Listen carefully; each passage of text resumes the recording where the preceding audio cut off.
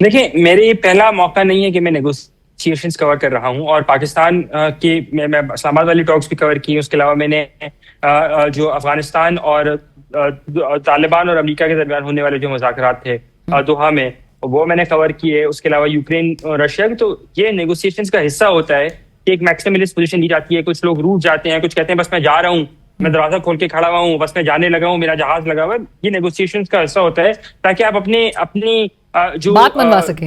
जो जी बिल्कुल अपनी बात मनवा सकते हैं, अपनी अपनी बात में वेटेज रख सकते हैं ताकि अपनी जो ऑब्जेक्टिव है आप अचीव भी कर सकें।